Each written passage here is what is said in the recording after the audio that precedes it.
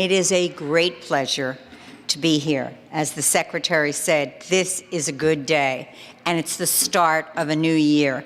And I would suggest to you that, as has been said, this is not for the convenience of adults, but this is for the better protection of children.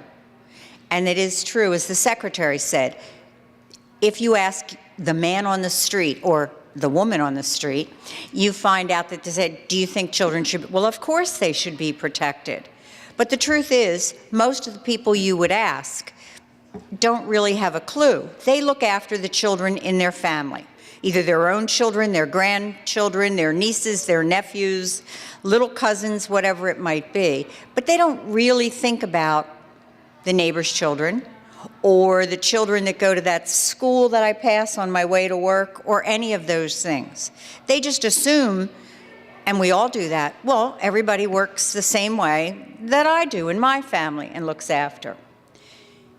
As District Attorney Heckler has said, that's not true.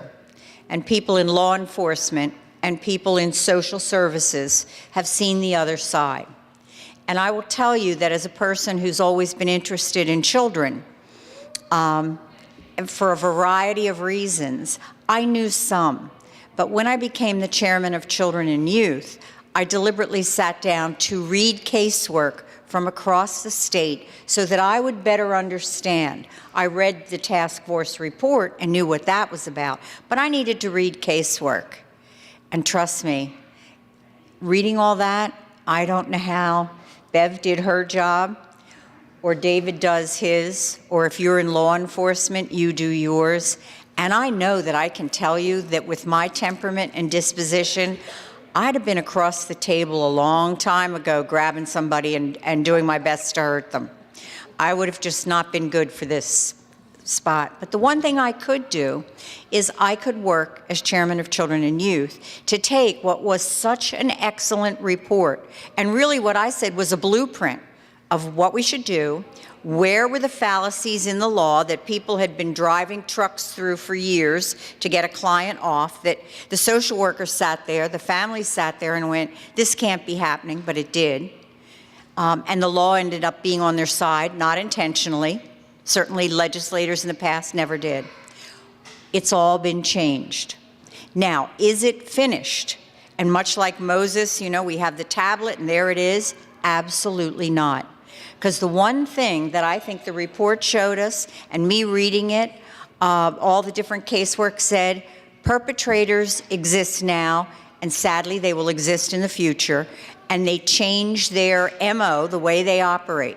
And if I talk to you 10 years ago about the concept called grooming, most of the people in this room, even professionals, wouldn't necessarily understand it or know about it.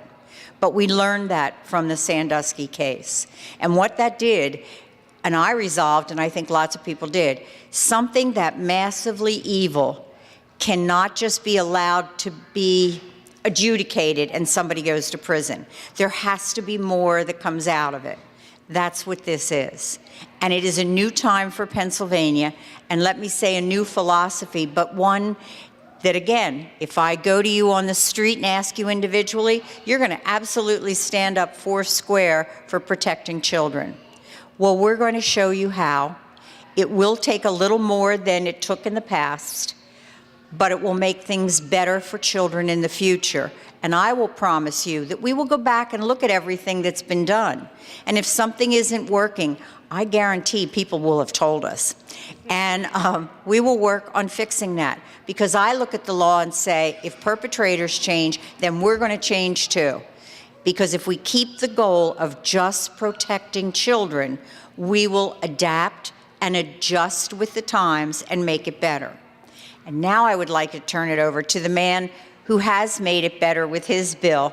And by the way, when anybody calls and they're upset about it, of course, what do I say as chairman of Children and Youth? Let me have you call Representative Dan Mao, whose bill this was.